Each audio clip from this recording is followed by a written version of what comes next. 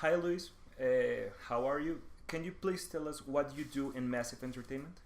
Hi. I'm very good. Very happy to be here at Microsoft studio offices to answer your questions. So I'm Louis Trupin, and I work at Massive as an international product manager.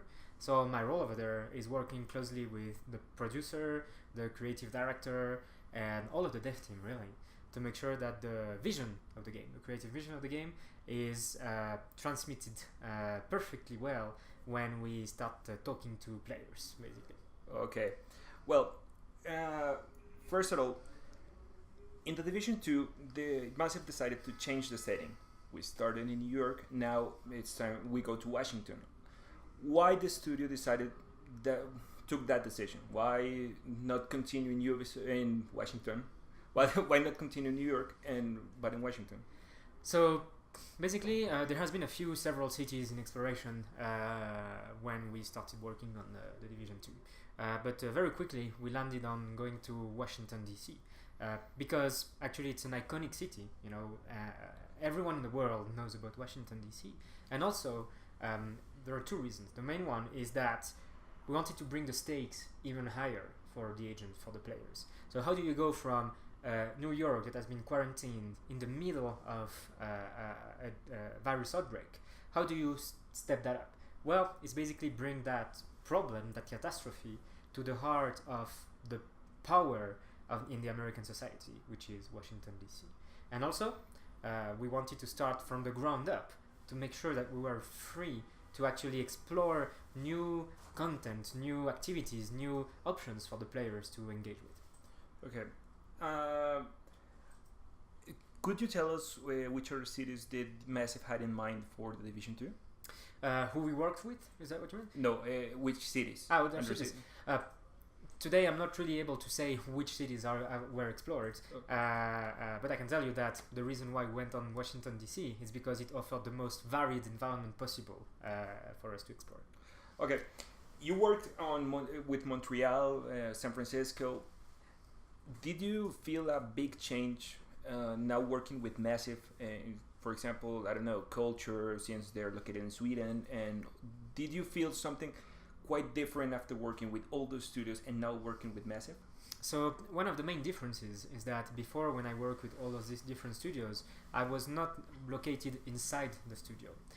So when I joined Massive, actually it was the first time I was finally part of a team that was building the game from the ground up. So of course there are cultural differences between Canada, Sweden, even France, yes. But it's been very, very interesting to be able to join that unique team of talented people.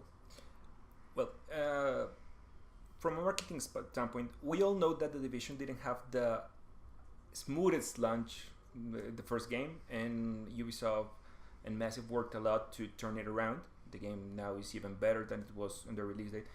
What do you think Massive did think it was their priority to working with the Division 2?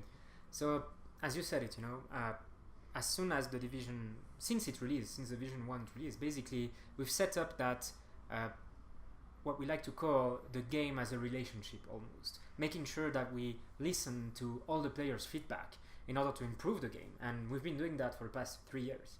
So you can imagine how everything that we've been learning, obviously it was not set on our side, the side of our head, it was actually the centerpiece of how we were starting development on the Division 2.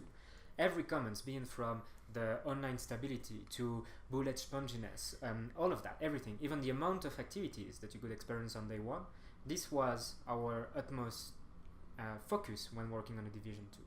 And one interesting example, for example, is the fact that we were dedicated to bring in endgame as an experience straight on day one for the Division 2. Making sure that everything you experience in the main campaign, the main story, was leading you to that moment, that shift in adding a new faction, adding a new progression system, adding even more activities down the road. Well, you talked about the idea of attacking the political centerpiece of the United States. Now that the outbreak is in Washington, why exactly did Ubisoft decided to go with all the political imagery.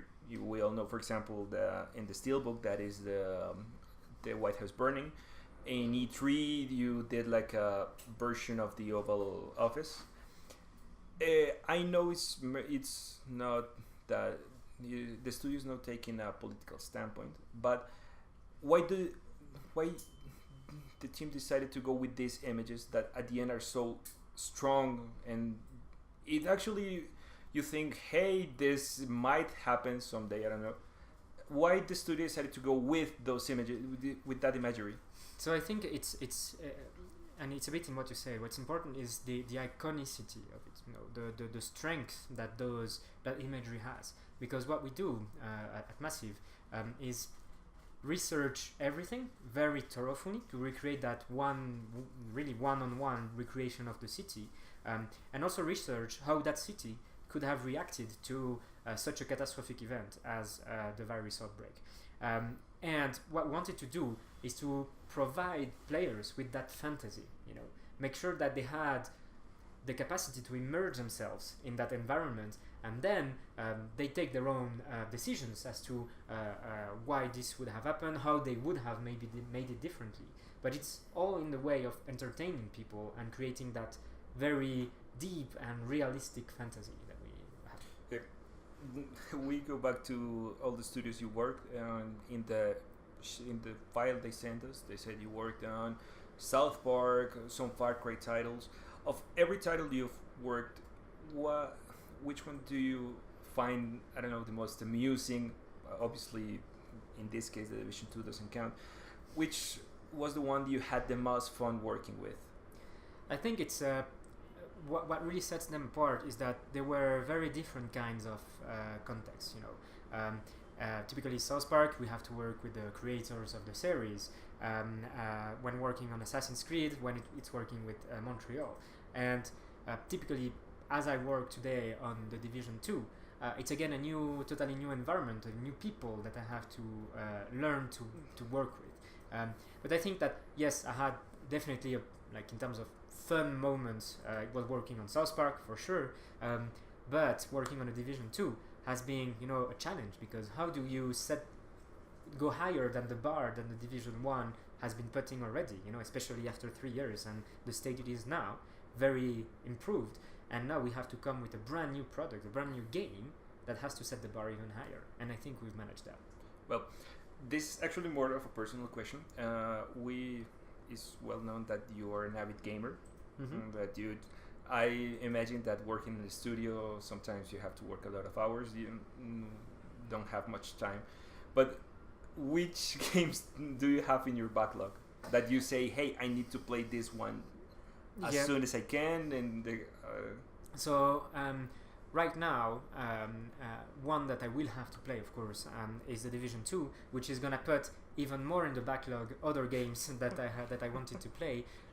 Typically, so from Ubisoft's own Assassin's Creed Odyssey, because I don't know if you've played Origins, but it was, to me, the perfect renewal, and I need to play the Odyssey now. And then, of course, from other companies, there is a lot. I don't know, Spider-Man, all those games. Yes.